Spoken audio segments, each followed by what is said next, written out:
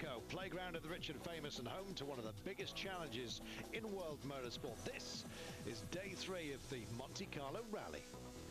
Based in the mountain roads of the Alps high above the Principality, this is the oldest and the most treacherous event on the World Rally calendar.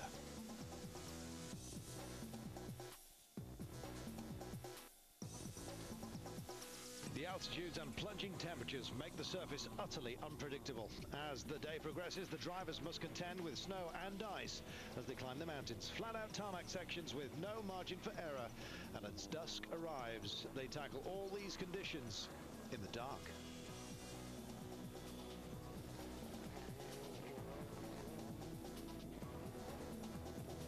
On day 2, Stefan Sarazan found out just how unforgiving this event can be.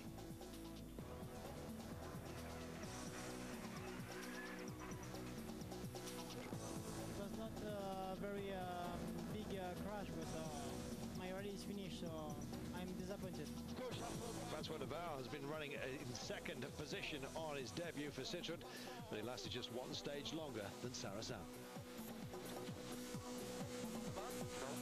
Directly after the braking, it's possible to control the car. The car is going directly off on the road.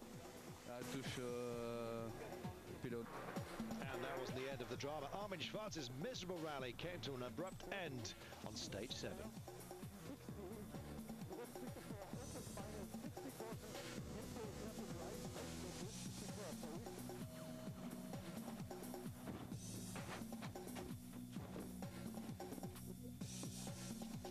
Former world champion Peter Solberg has defied his bad track record on the Monte, slowed by brake problems on day 1. Yesterday had been much better, up to 4th by the overnight stop.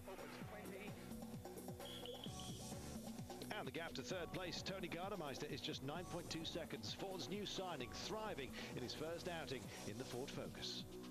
Second position coming into the last day is held by a revitalized Marcus Grönholm.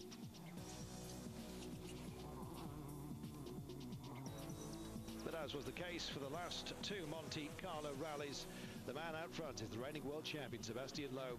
Barring disaster, he should be making it a hat-trick of victories by the end of the day. With 1 day remaining, Loeb's lead is nearly 2 minutes, but 2nd, 3rd and 4th positions are all very much up for grabs, with Grönholm, Gardemeister and Solberg all aiming for the runner-up position. Well, the first of today's 6 stages, just 7 kilometres long, but snow and ice are a real possibility. After a promising start to the rally, Marco Martin had dropped off the pace. And the 3 left, line exit. The Asturian is caught by a patch of ice here. This is a very tricky stage. The spin cost him 30 seconds, and Marco is unable to improve on his 6th place. 20, 3 plus right. Martin 12th on special stage 10, 29.7 seconds down. Gio Benizzi is having one of the most competitive outings for Mitsubishi. Benizzi 3rd on 10.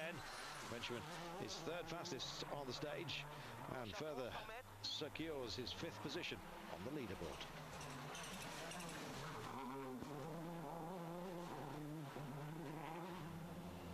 Peter Solberg has his sights on Gardemeister's 3rd place. Peter, you look pretty determined. You must have Tony Gardemeister firmly on your radar this morning. I have, yes. It's going to be very interesting. Well, he went very well yesterday, but I'm going to try hard. The 2 drivers have already swapped positions 3 times. Crucially, the Norwegian is getting his tyre choice just right on these constantly changing surfaces. He sets a very good time on this first stage of the morning. Solberg fastest on special 10. Line to 1 left tight and skip in. 2 right minus up long. Early 2 left plus opens 40. Line into unseen tight hairpin left and brake. Line into neat early 2 right minus damp. Opens long tight and skip in. Peter Solberg just 9 seconds behind you. Can you hold him back? We drive for sure. We will see after this leg, you know, how it goes, but for sure we drive. Gardemeister also chasing down the 2nd place of Marcus Grönholm. Oikein 120. Pyöreä vasen nopea. 5. First of all, though, he has to hold off the attentions of Solberg. Remember, just 9.2 seconds separated them going into the stage. He's second, slower by 3.2 seconds, but the gap overall is now down to just 6 seconds. Gronholm is next on stage and can't afford to back off, with his fellow Scandinavians breathing down his neck. Gronholm 6 on special 10. He too, though, is slower still. His own margin to Gardemeister is shaved to less than 10 seconds. While Citroën boss Guy Freckelin waits for his man, rally leader Sebastian Loeb. Loeb already done the hard work over the opening 2 days. The Frenchman doesn't need to take any risks, and the fourth fastest time on the stage is more than enough.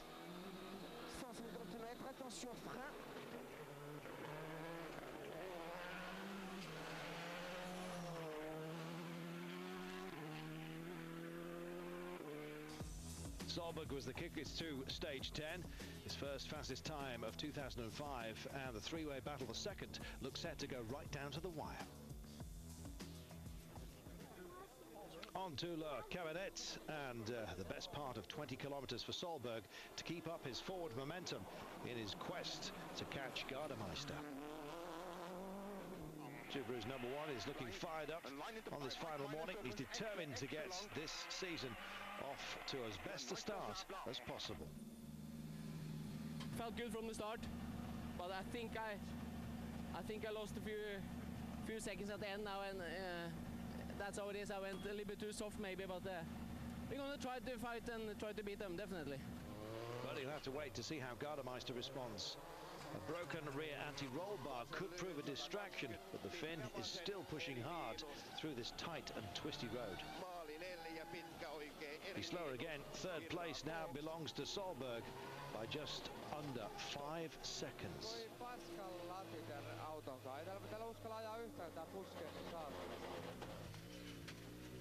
Tony, at the last split, we had you 5.6 seconds slower than Petter. You had a 6-second advantage coming in. Yeah, we have a broken roll bar in rear from first stage already, and we cannot push now. Marcus Gronholm will be nervously looking over his shoulder with an inspired Solberg dangerously quick in this final morning. Gronholm third on special 11.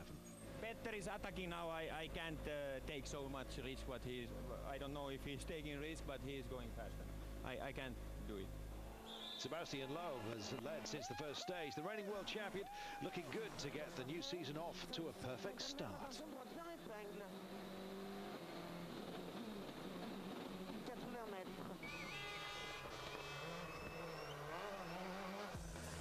Loeb maintains his 2-minute margin ahead of Gronholm, but the Peugeot driver will need to be at his best to hold off Solberg, who's passed Gardemeister for third. Solberg on a charge. Find out if he can catch Gronholm after the break.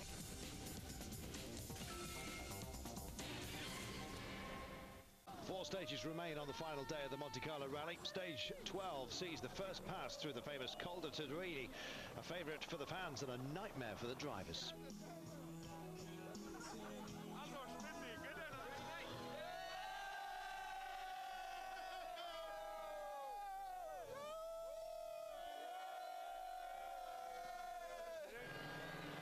Martin is one of the first through to entertain the crowd. Easy left hand 5 braking, 3+ right slipping maybe. Remember, with most of the stage being dry tarmac, this snowy section is tackled on slick tyres. The lack of grip is making life very uncomfortable for last year's Monte Carlo runner-up. 50, 6 left, 6 right. Fifth place, Gilles Panizzi begins the stage with a faulty clutch. It doesn't seem to be affecting the rhythm of the Mitsubishi driver, who sets the second top 3 stage time of the day. Dans droite 95 au long. Et ouvre. Dans gauche 90 long, soulage. Petter Solberg is a man on a mission.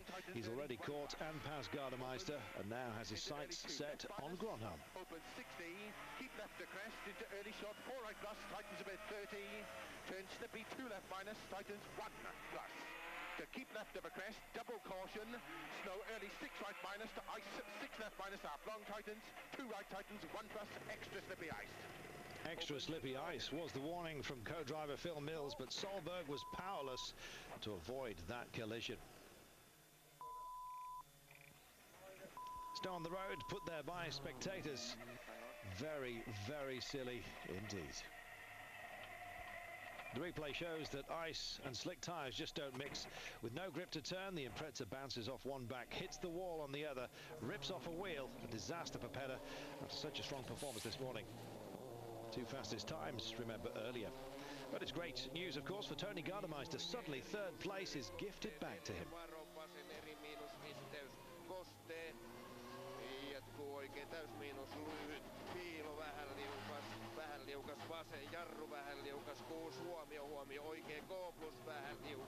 Yes, gifted back, provided that is, he can safely negotiate the same stretch of road that caught out Solberg. He eventually gets past the struggling Norwegian, and that enforced drop in speed was probably a blessing in disguise.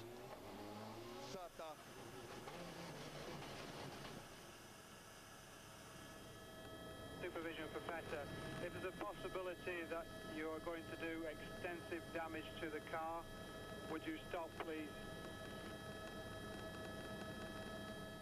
Petter, you were very close to the end of the rally in a good position. What happened?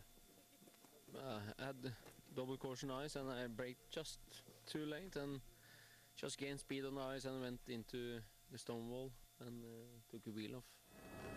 A bitterly disappointed Solberg, but his misfortune has also relieved the pressure on 2nd place, Marcus Gronholm.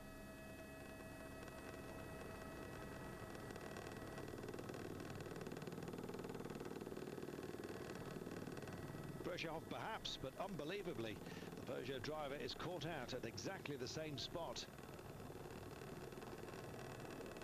He's ground to a halt, but it remains to be seen just how bad the damage is.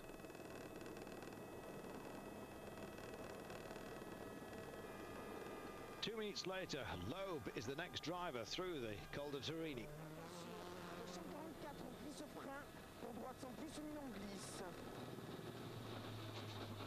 The world champion slows to a crawl as he reaches the bend that has already caught out 2 of his closest rivals.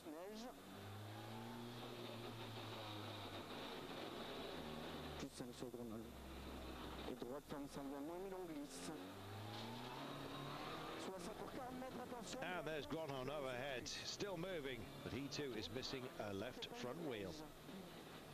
Sebastian is free to use as much caution as possible through these icy sections. Loeb 2nd on Special 12. And Ford's 2nd new signing for the season, Roman Cresta. Czech driver has been slower at adjusting to his new car than teammate Gardemeister, but the fastest time on stage 12 is Ford's, and it's Ford's first of the weekend. And due to the 2 early retirements, Roman is now into a point-scoring position.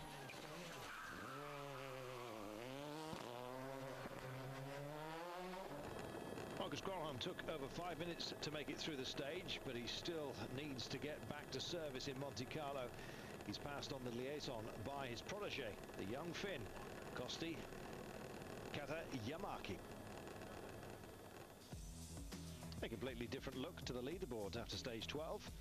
Solberg's retirement and Gronholm's misfortune sees Gardemeister claim the keenly contested 2nd position, while Gronholm is fortunate only to fall to 5th. The damage still needs to be assessed at service.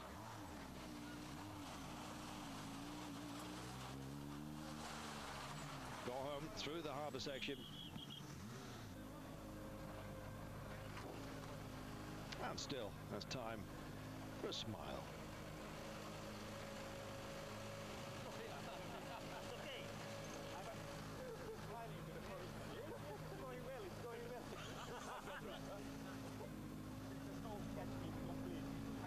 Well, Marcus, a big mess. What happened? Once again, over the call, there was spectators. They have put the snow there. Okay, I know that. Everybody knows that. But just, in the morning it was not as much. So in the notes, we didn't have this snow. I came there, and when I saw the snow, it was too late. So that's it. What did you think when you see what you've done? I was sure that I will lose one wheel and it will be finished, but okay, I saw another wheel also before my car. It was better, so I knew that it was somebody else also there. These conditions are very tricky. Spectators putting snow on the stages, everything's difficult. Yeah, especially touring it will be very, very difficult. I think now the downhill from the call you have to go very, very careful. So special 13, Col de Braus to the Col de Long. There's back on four wheels. Gronholm is back up to speed on that following stage. And for the Peugeot driver, it's another fastest time, his second of the weekend. Fellow Finn Harry Robin-Pierre has had an unspectacular but steady debut for the Mitsubishi team. Despite his lack of recent tarmac experience, the former Peugeot driver has clawed his way up to 7th on the leaderboard. He's pushing to catch the privateer Manfred Stoll with just 4 seconds between them coming into the stage.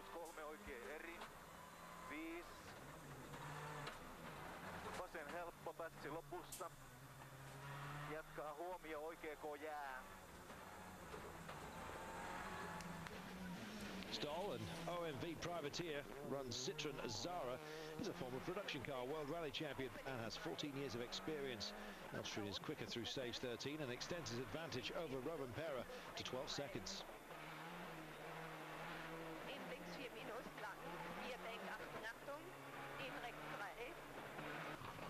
Stoll, 6 on special 13.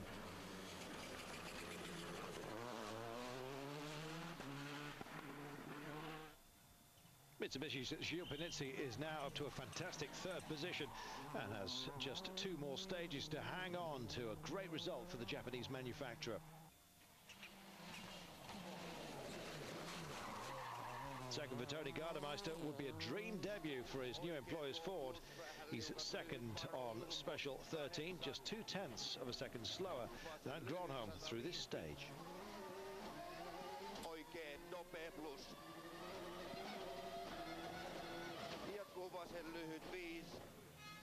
Meanwhile, Sebastian Loeb gets ever closer to that incredible hat-trick of victories in the Monte Carlo.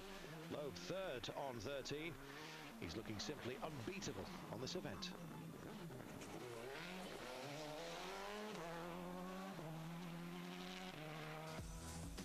No change in the position on the leaderboard with just 2 stages remaining, and most positions look reasonably secure, although Robin-Pierre will have his sights on Stoll's 6th place. Join us after the break for the finale of the Monte Carlo.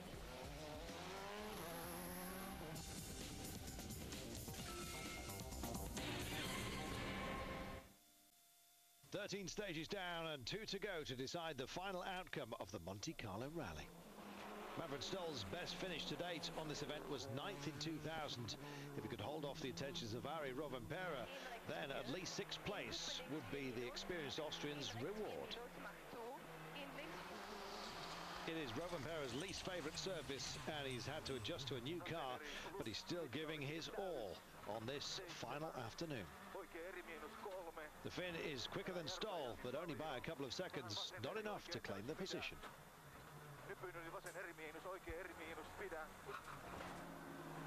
Another man learning his way on unfamiliar car and unfamiliar tyres is Marco Martin. The Estonian is 5 minutes off the pace of the leaders, but unlike the others, he is at least still in the fight for points, and 4th place would be a reasonable start to his Peugeot partnership. 33 minus right. Marco, clear of stage. By far the best performance of a driver with a new team this weekend has been Tony Gardemeister. The Finn had barely put a foot wrong, and the future looking bright.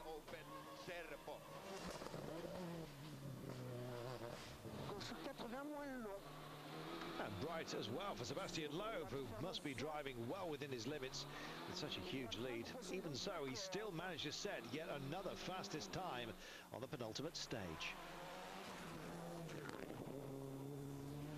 With just 31 kilometres remaining, Sebastian Loeb is a huge 2.5 minutes ahead of Gardemeister and can probably already taste the champagne.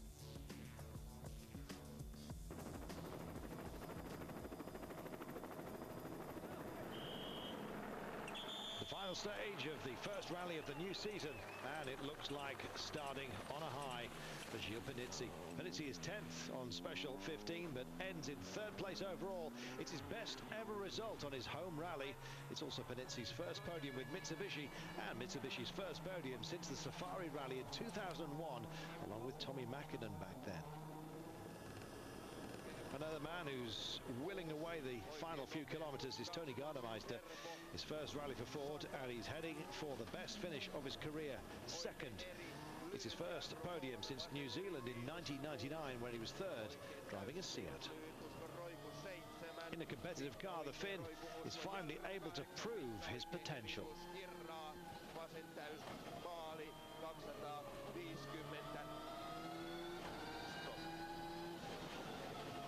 Great driver, nice guy too. Whoa! Yes. Oh, what a start. It's a career best 2nd overall, your first drive in the Ford Focus. I'm very pleased, very happy. Car works very good, very well, and all the time, not any big problems at all, and tire choices was good. New Zealand get good information for us, and it's quite good.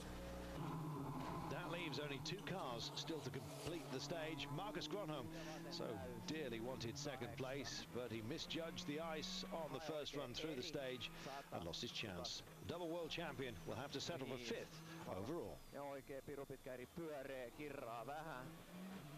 Ja vasen täys. 8. Hae oikein eri. 100. Minutes ahead and a class apart, Sebastian Loeb starts the defence of his crown in the Principality. Loeb fastest again in special 15. Loeb was fastest in 7 stages and was given 2 extra fastest times when the stage was stopped due to crashes. He begins 2005 as he began 2004, the master of Monte Carlo. It's Loeb's 3rd victory in a row in the Monte, 2003, 04 and then 05. But remember, he was fastest in 02 as well, and only lost the race because of a 2-minute penalty caused by a mistaken tyre change. In 2002, he was classified 2nd behind Tommy Mäkinen. The cheers, well earned and graciously taken. It was a perfect race for us, like every year in Monte Carlo, so I hope it can continue like this a few years more, but it was a perfect race for us. Very tricky, a lot of drivers made some mistake. We didn't make anyone, so I'm very happy, and I really like to start season like this because it's very motivating to start the season with 10 points. As pleasing as the win is for Loeb and Citroën, there are plenty of other happy faces around the service park, notably at Ford and Mitsubishi. It's fantastic for everybody, for all the team, because they push very hard from 1 year ago now, and without nothing. And this 3rd position in Monte Carlo, it's very great. What do you think has been the most impressive part of Tony's performance this weekend? I think the most impressive part is he's just basically his consistency. The fact that he hasn't reacted at any point at all during the rally when he's had pressure, and he's made very few mistakes.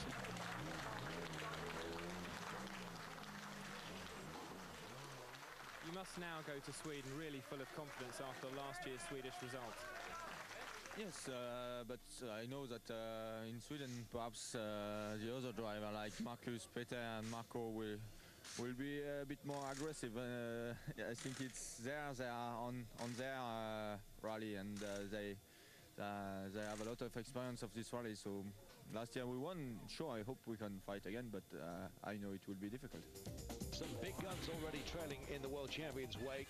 Loeb scored more points than the 2 Peugeot drivers put together, while Peter Solberg failed to register on the scoreboard. In the first manufacturer's table of the new season, Ford are level with Citroën thanks to point-scoring performances from both Roman Cresta and Gardemeister.